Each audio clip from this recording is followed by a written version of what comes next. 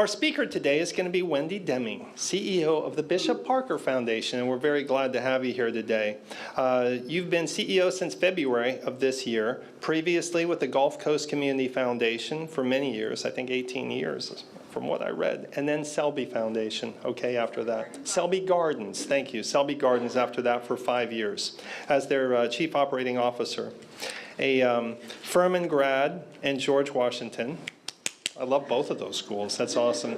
You'd recognize from our talk today with the Bishop Parker Foundation, you'd recognize many of the trustees of this organization. One is with us today, Mr. Bob Blaylock. Bob, it's good to see you, as always. Thanks for being here. Also, names you would know besides Mary Parker and the Bishop family is Dr. William Sugg. And Judge Smith had pointed out to me that the Bradenton Kiwanis has been very involved with the Bishop Parker Foundation through the years, okay, and just looking at all the good that can be done. And I hope I'm not taking away any of Wendy's thunder, but I'd like to read the vision statement. And if we get to hear it again, that would be awesome. But the vision statement of the Bishop Parker Foundation: we envision what our founders had hoped for, a thriving and connected Manatee County where everyone has the opportunity for a healthy and fulfilling lifetime. Pretty awesome, right? Wendy Deming, please come on up.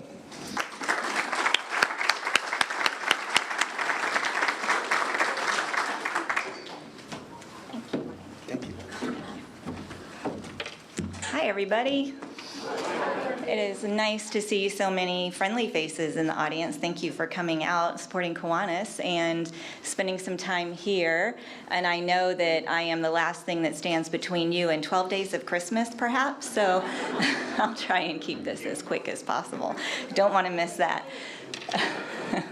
So what I hope to talk with you about today is the Bishop Parker Foundation, a little bit about our history, our founders, some of the work that we're doing, and just have you ask questions. And if something comes up while I'm speaking, I have nothing prepared, no notes, so I'm just going to be telling you what I've learned while I've been here and would appreciate your thoughts. Before I dive in, by a show of hands, how many of you maybe had the opportunity to meet Ned or Patty Bishop while they were living in Bradenton and alive? So was that 2? Keep your hands up if you were holding them up. So 2. Bob and Susie.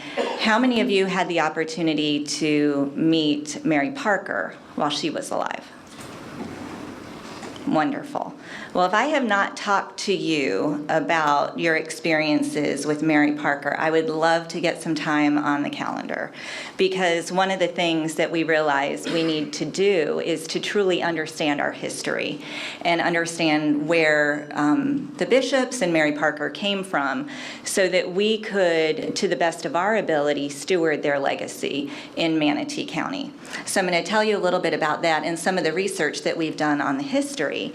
And one of the most important things that we're doing right now is a legacy video on those individuals who knew Ned or Patty Bishop or Mary Parker, with the help of METV, and Katie is here from METV today. She's been working on this project, and Judge Smith has been integral to the process as well. So next year we hope to be able to show you all a video of memories that people who knew the bishops or Mary Parker had related to their philanthropy and what they did in Manatee County.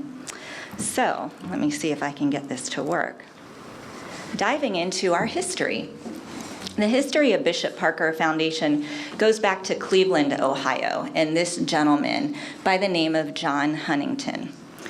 John Huntington came over from England. He was not born in the United States. He was an immigrant, and became fast friends with some of the magnates in Cleveland in the late 1800s, including a gentleman by the name of John Rockefeller, who was trying to find a way to take all the oil that he had discovered in Pennsylvania and move it over to the East Coast.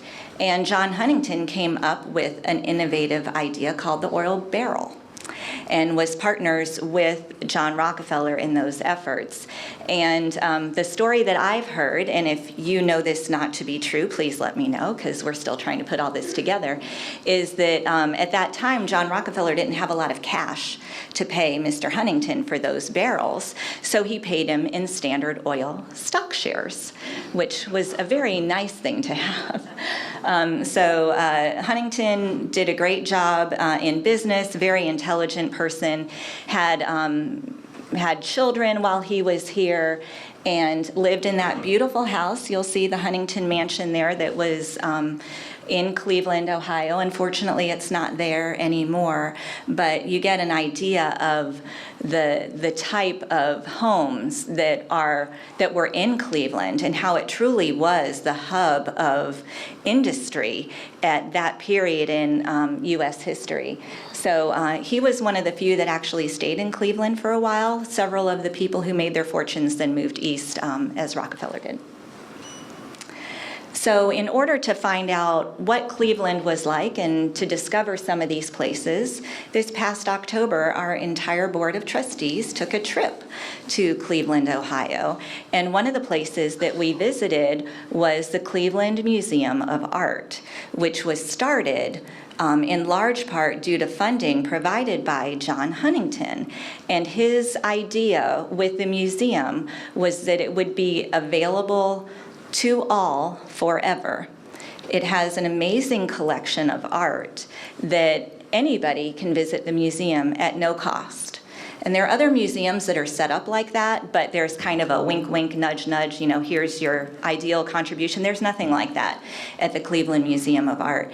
And what's fascinating to me is that they take this so seriously that there are no copyrights on any of the art that they own, and they are digitizing all of their work in a way that's not just taking a picture, but some of it is done in a 3D format. So a Tiffany lamp, for example, you can actually take the top off of the lamp, look inside the top, see the structure, whether it was an electric lamp or had a flint in it.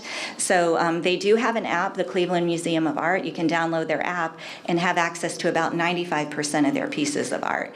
And that is all because of John Huntington's philanthropy and his desire to make these really important works of art available to all. He set up an endowment as well, and they have been able to purchase significant pieces with that endowment since the museum was founded. And you can see our wonderful group of trustees in the main atrium there of the Cleveland Museum of Art. And we also went to a place just north and east or west of Cleveland called Huntington Park.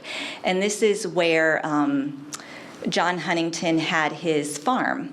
And he built a pump house to take water from Lake Erie up the coast, because you have this significant drop between where the land is and where the water is. So he brought the water up and used it to water all of his farm area. And you see right there Mary Gerald, who is one of the only living descendants of the bishops and Mr. Huntington, sitting on the rock that says Huntington in front of the water pump building that John Huntington built. So it was a very special trip for our board, for me personally, learning about the history, to see that philanthropy was really in the DNA of Patty Bishop. And Patty Bishop was the granddaughter of John Huntington. So she grew up knowing philanthropy and knowing how important it was to give back. And that did not change at any time during her life. So here are some pictures of our founders. And you see Ned and Patty Bishop, and then Mary Parker. And you might wonder how Mary Parker came into this picture. She was the adopted daughter of Patty Bishop. They spent a lot of time together. Ned, unfortunately, after Ned and Patty got married in Cleveland in the early 1900s, Ned had some health issues that were because of an illness he had as a child. So after they got married, they relocated to Bradenton, which was a place that Patty had vacationed several times with her family. Her mother actually had a house down here in Bradenton, and they felt like it was home, and it was good weather for Ned's health condition, but most importantly, access to amazing waterways, because as you can see by Ned's cap, he was definitely a boater. He was a yachtsman, he was a sailor, and he loved spending time on the water. So Bradenton was a natural site for them to choose to be their home. So while they were here, Ned needed some nursing care, and they happened to meet Mary Parker, who was a nursing student, just finished her education in New York, had come down to Bradenton. And I'm not sure if they met in Bradenton or if they met in Boca Grande. I've heard stories for both. But anyway, they met Mary Parker, had an instant connection with her. She became not only their nurse, but their de facto daughter, and a very tight-knit family of three as they made their lives in Bradenton. And their philanthropy started right away. They gave back very quickly, and I think I have a picture of Ned and Patty in front of the, I think that was the Lady Patty boat. I can't see on the pictures, but I think it was the Lady Patty, and then a picture of the three of them, which is a very rare photo to find of the three of them together with their dogs, Conchita and Donna. And the story behind Donna is that she was found on a dock in Boca Grande when the Bishops and Mary Parker were taking a trip down to Boca Grande, and they felt bad that this dog was all by itself. So they were getting ready to head back up to Bradenton, said, well, we're going to take this dog with us. We don't want it to be on its own. They cared so much about animals. So the dog went on the boat back with the Bishops and Mary Parker up to Bradenton, and then sure enough, Donna's owner said, hey, where's our dog?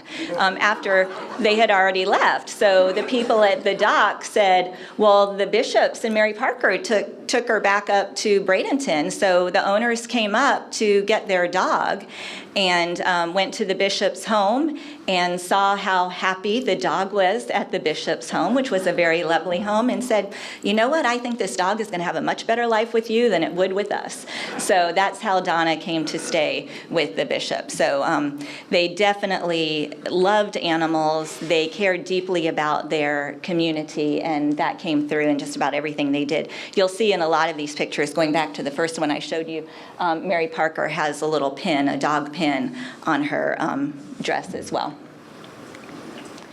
So here's a picture inside the Bishop's home, and this was provided courtesy of Mr. Bob Blaylock. As I was nosing through his wedding album at his house one day, I came across this, and you can spot Bob and Marlene Blaylock sitting there at the table. They're in the middle.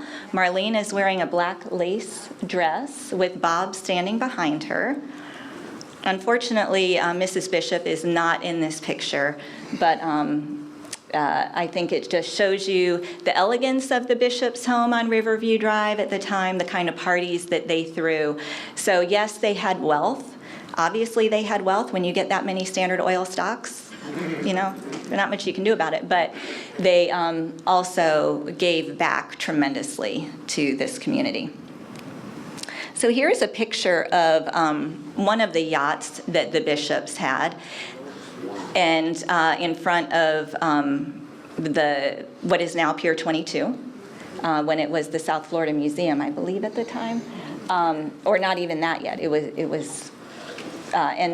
This is the yacht, Bob, correct me if I'm wrong, that they bought from Kaiser Wilhelm of Germany. Yeah. So Ned collected many yachts, and one fun fact that I heard recently is that the Bishops and the Selbys were contemporaries, Selbys in Sarasota and the Bishops in Bradenton, and they were actually friends and shared a love for boating. And the Bishops actually purchased one of the Selbys' yachts from them. But before they outright purchased it, they said, we want to make sure that this runs the way we want it to run and that we actually like the yacht. So let's go around Cuba together and spend some time on the yacht, which they did, which I find fascinating. And you have an amazingly philanthropic family in Bradenton and one from Sarasota as well, at the same time sharing this love of boating and coming to this region for that. And I might add that the Selby Foundation is not nearly as big as the Bishop Parker Foundation, so Manatee County, take pride in that. So Mr. Bishop did collect, I went the wrong way. Collect a lot of boats, had several of them that he kept at their home on Riverview Drive, but needed a place to store them. And he ended up purchasing Sneed Island Boat Works, and as a place to store his boats, but also a place to fix it. And they have a freshwater basin there, which makes it a very attractive place, especially for wood boats, because what I've heard is that there's a worm that can get in wood boats, and if you put it in fresh water, it kills the worm right away. So it took care of a lot of the issues that they were having with the wood boats. And when the Bishops purchased the yacht from the Selbys, the gentleman who was the captain of the Selbys boat was part of the deal that he would then come with the Bishops. And that was Mr. Alderman, who was the first captain at Sneed Island Boat Works. His family still runs the business to this day. So Mr. Bishop was very concerned about taking care of the staff, making sure that they had job security with or without the boats. And that was part of his philanthropy, this privately run business. Even though it's not a nonprofit like you would think, it's still part of philanthropy and making the community a better place. So the Bishops were instrumental in many of the key organizations and institutions in Bradenton. And you can see here there is a program from the opening of the Bishop Museum. It was the South Florida Museum at the time, now renamed the Bishop Museum, as well as Manatee Players. They were very involved first with the Sarasota Players and then with starting the Manatee Players. And I've heard from Janine that they used to have many a cast party at the Bishop's home. They really fully became involved in Manatee Players and wanted to make sure that there were arts and culture options available for people in Manatee County. They were also instrumental in making sure that there was a community hospital in Manatee County and funded Manatee Memorial Hospital. So they played a big role in a lot of the early institutions in Bradenton. And you can see in the middle picture there is Mrs. Bishop with Dr. Sugg and Dr. Wenzel, who were both significant advisors to the Bishops and helped connect them with organizations that they might not otherwise have known. So you see Dr. Sugg's name on a school locally, but what you might not have known was just how close he was to the Bishops and Mary Parker, and very much guided their philanthropy and how it was invested in the community. Is that right, Bob? Okay. So then Mike read for you our vision statement, and these are brand new. Our board just adopted our new vision statement, our mission statement, and our values in the past couple of months as we've been learning more about the history of the Bishops and Mary Parker. We thought it was important to align our key documents with the wishes of our founders. So our mission statement, inspired by the philanthropic legacies of our founders. So very first off, we are talking about stewarding our founders' vision. And as a foundation, we are charged with making sure that the investments we make in the community align very closely with what our founders would have wanted. So that's why it's first in our mission. The Bishop Parker Foundation supports nonprofit and public partners. So we help not only nonprofit organizations, but for instance, we just made a significant grant to the Manatee District Schools because we think that what they do is so important in building our community as well. And these partners must collaborate. We don't want our nonprofits working in a silo. We want them reaching out and connecting with other organizations. We want to see that collaboration. We are so much stronger together than we are individually.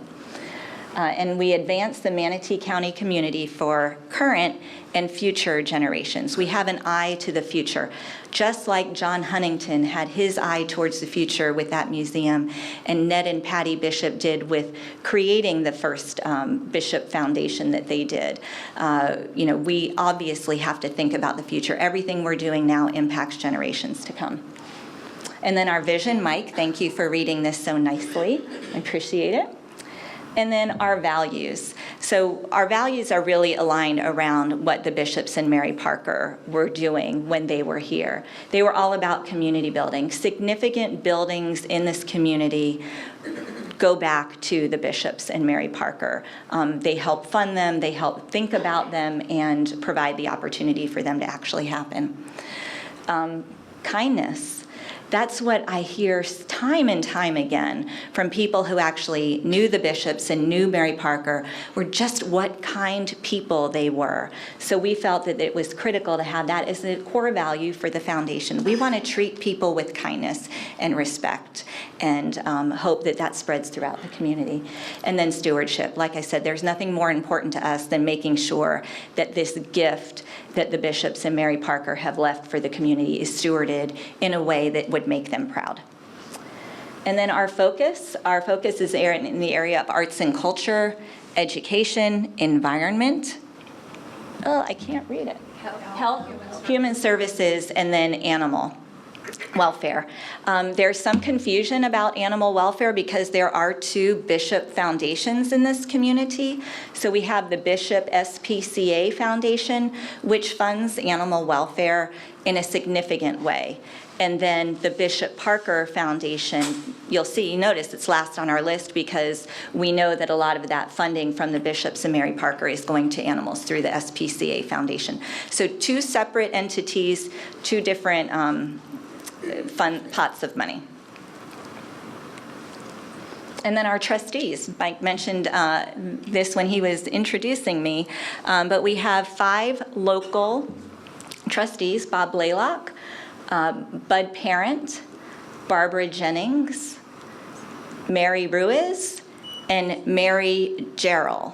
And Mary Gerald is the grand niece or great niece of Mary Parker, and is a nurse herself, just like her great aunt, and actually lived with her aunt for the last 8 years of her life. I don't know how many of you know that Mary Parker lived to be 108 years old.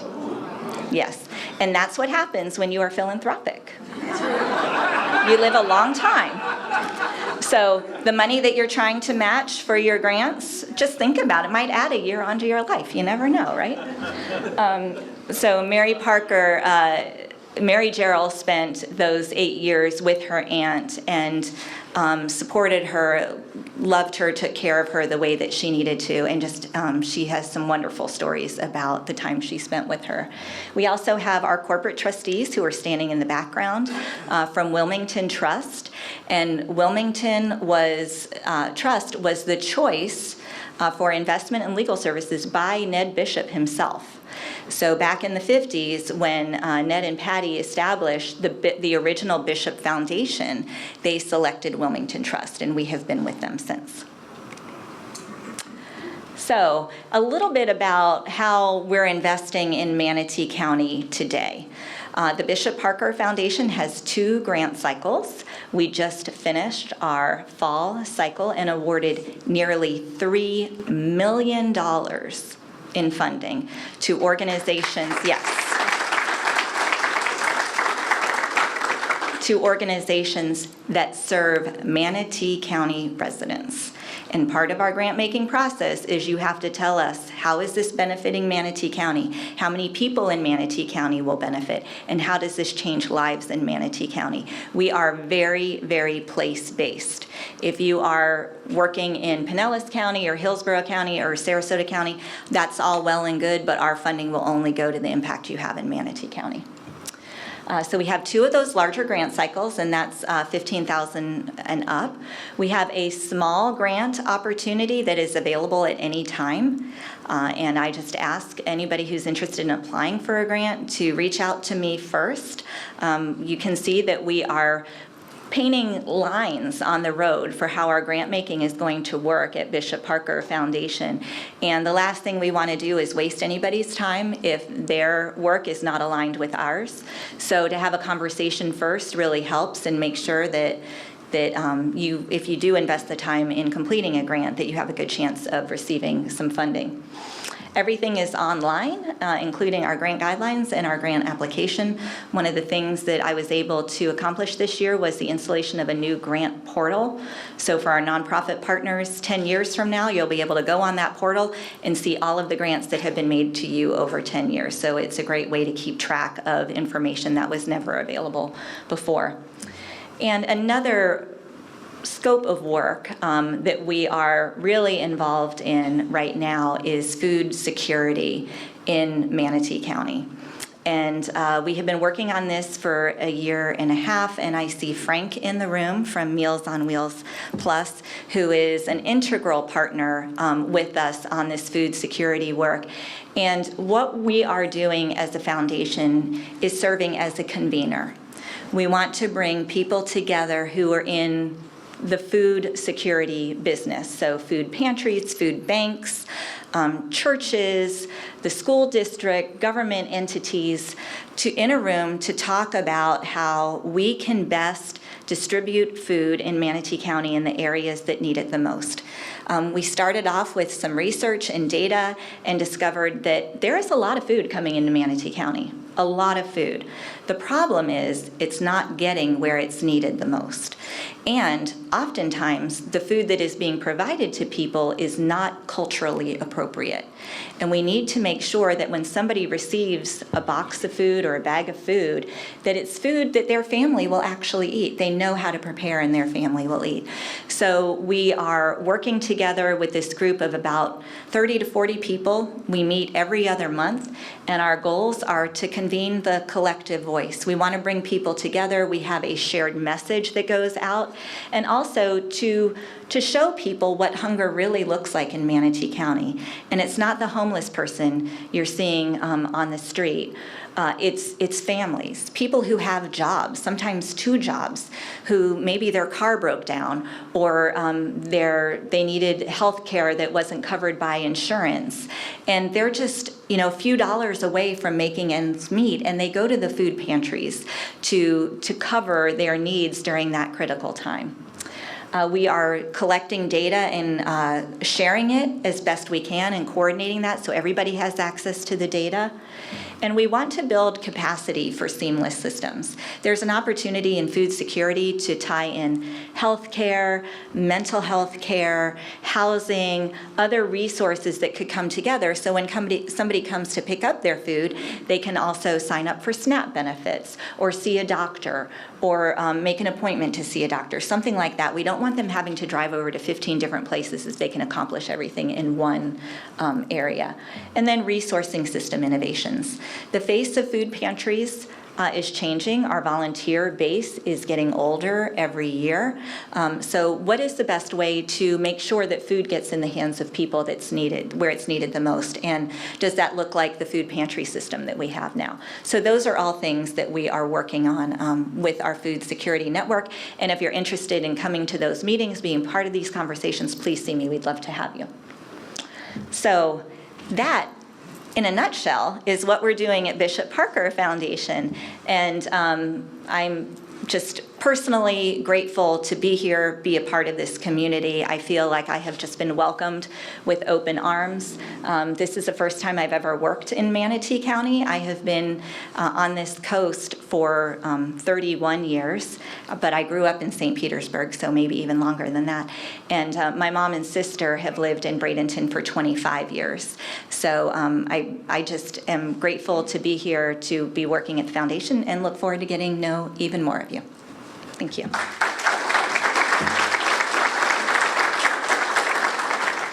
We're going to give you an early Christmas present. Oh, good. Okay? Yep. It's a golden ruler to measure the future success. of the foundation. Thank you All very right? much, Mike. Thank you very much.